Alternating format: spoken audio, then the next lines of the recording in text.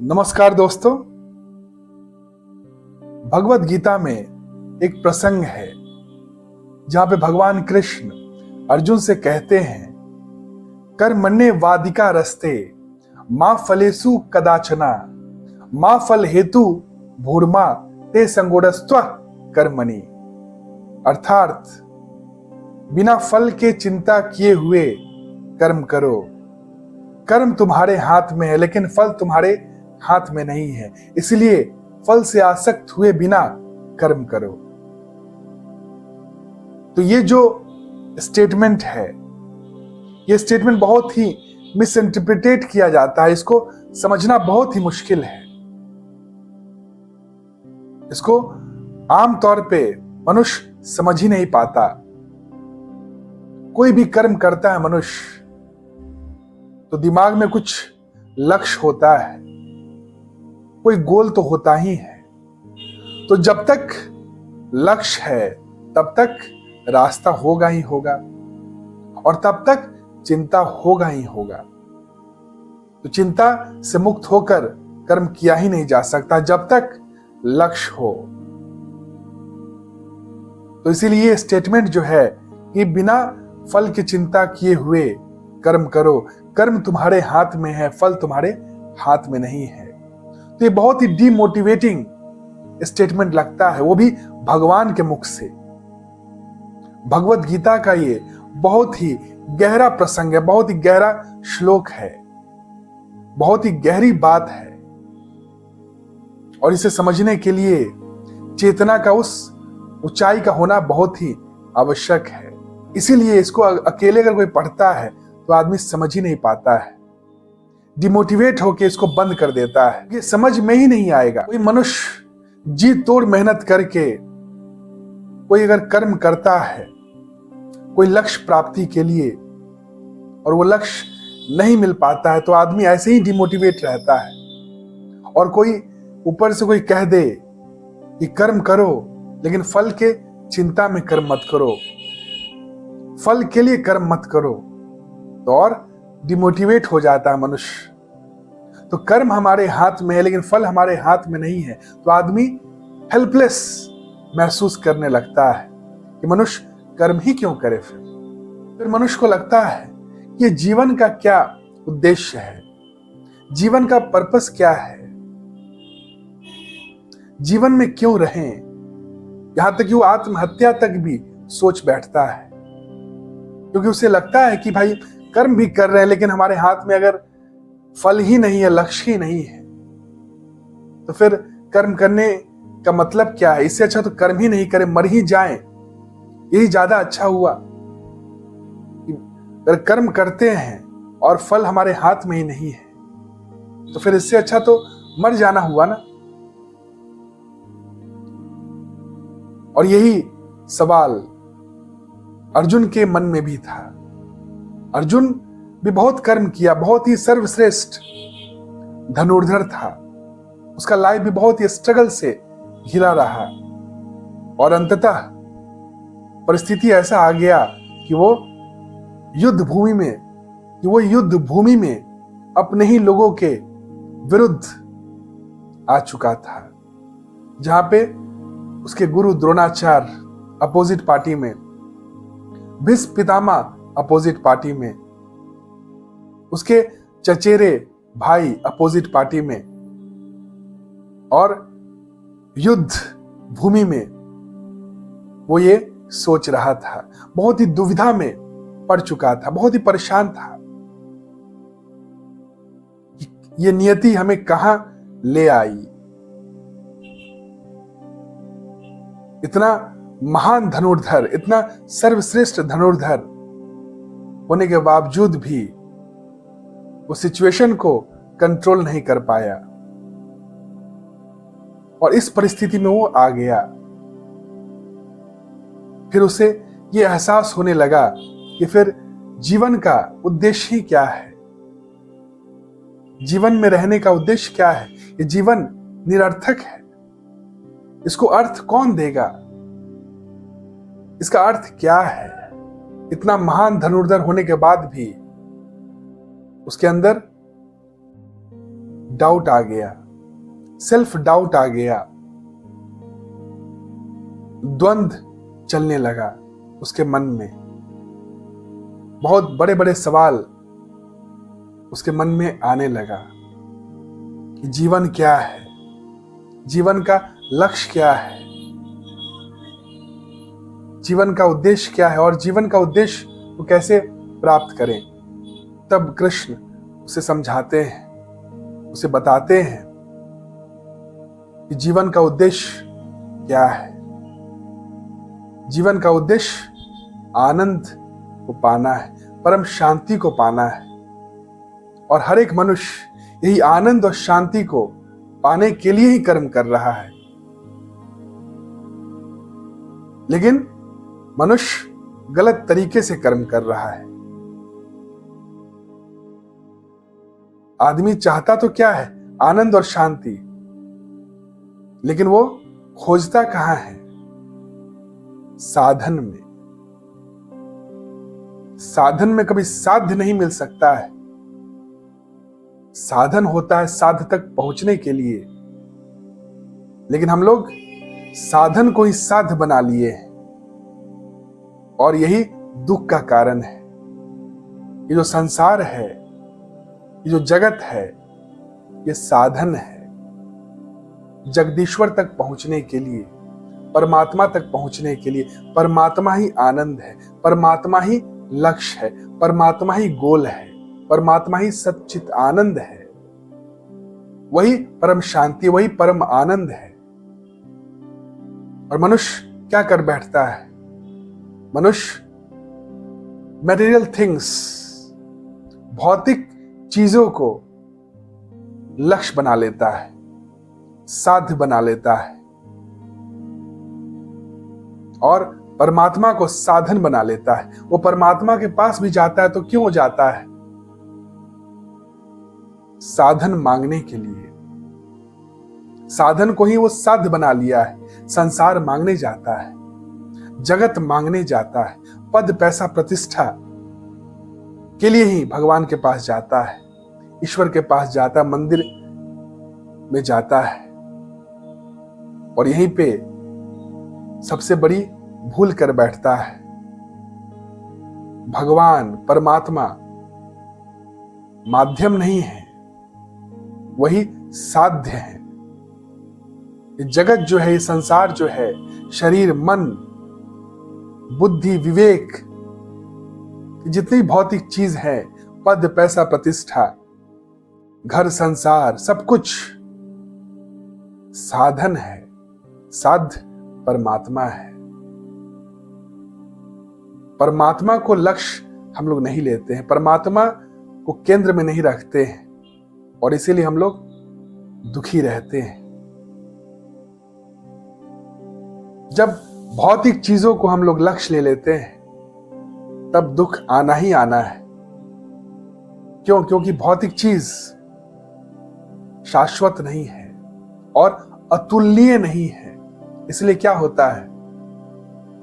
हमेशा खोने का डर रहता है उसे, और चूंकि वो अतुलनीय नहीं है इसलिए कितना भी आपके पास हो जाए भौतिक चीजें, आप कंपेयर करोगे ही, और जहां कंपैरिजन आ जाएगा वहां पे आनंद रह ही नहीं सकता है, वहां दुख अपने आप आ जाएगा।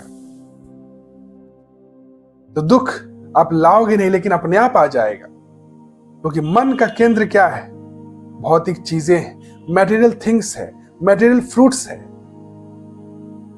और जब गोल, जब लक्ष्य केंद्र भौतिक चीजें होते, भौतिक मटेरियल थिंग्स होते हैं, तो फिर आदमी दुख में रहता है, परेशानी में रहता है, अशांति में रहता है।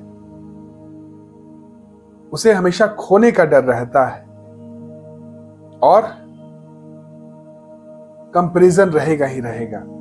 आपके पास कितना भी संपत्ति हो जाए, पद पैसा प्रतिष्ठा हो जाए, लेकिन आप जहां दूसरे को देखोगे जिसके पास ज्यादा है आपसे, वहीं पे आप दुखी हो जाओगे। तो वो आपको परम आनंद और परम शांति नहीं दे सकता है। कोई भी वस्तु, कोई भी चीज आपको परम आनंद परम शांति नहीं दे सकता। आप घर ही क्यों नहीं ले लो, नया घर ले लो, नया फोन ले लो, नया गाड़ी ले लो, जहां पे आप दूसरे को देखोगे जिसके पास आपसे बेहतर ये तमाम चीजें होंगे, वहीं पे आप दुखी हो जाओगे। कंपैरिजन जहां होगा वहां पे आप दुखी हो जाओगे। और जितना ज्यादा आपके पास संपत्ति होगा, पद पैसा प्रतिष्ठा, अगर आप भौतिकवादी ही रहोगे, आपका जो मेन लक्ष्य है अगर भौतिक चीजें हैं, तो आपको डर रहेगा, खोने का डर रहेगा, क्योंकि आपका मन का केंद्र भौतिक चीजें हैं। तो आप डर लालच में ही जियोगे, आप आनंद पा नहीं सकते हो।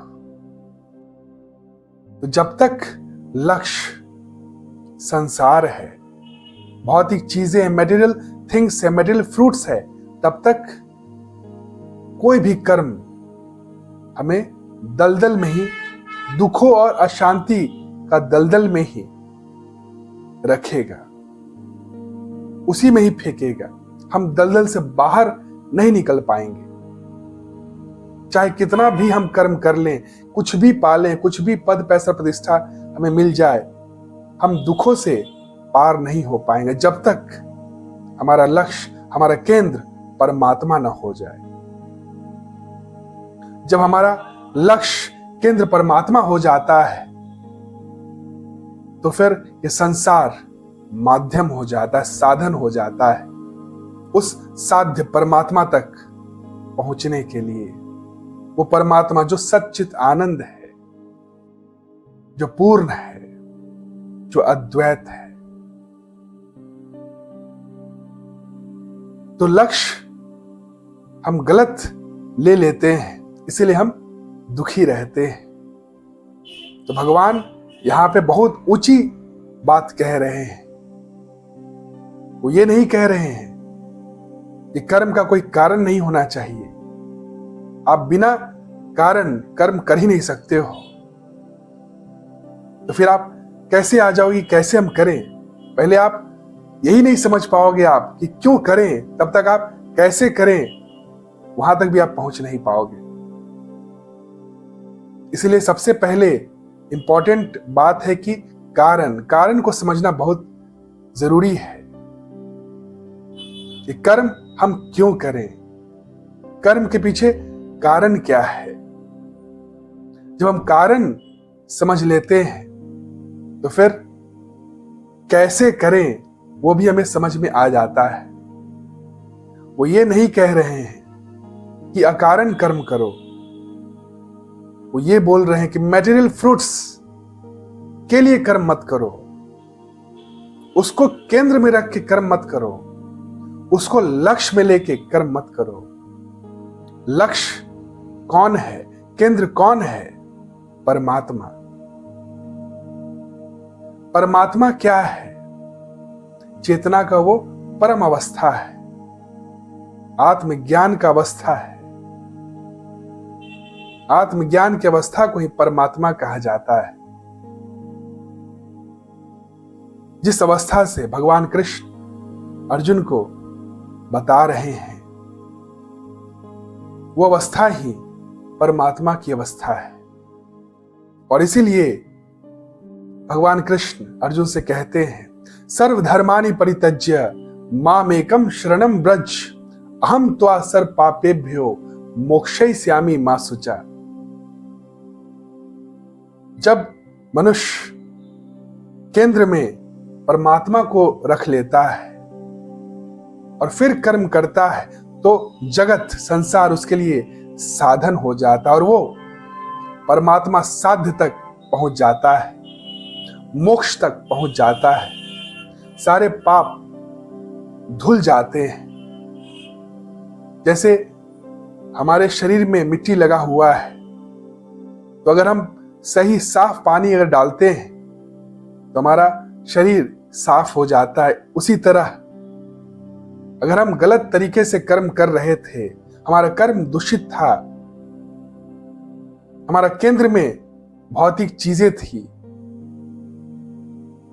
लेकिन जब हम अपने केंद्र को परमात्मा रख लिए, अपने केंद्र में परमात्मा रख लिए और फिर हम कर्म किए, तो फिर ये जो पुराने जो हमारे कर्म थे, जो गलत कर्म थे, वो धुल जाते हैं,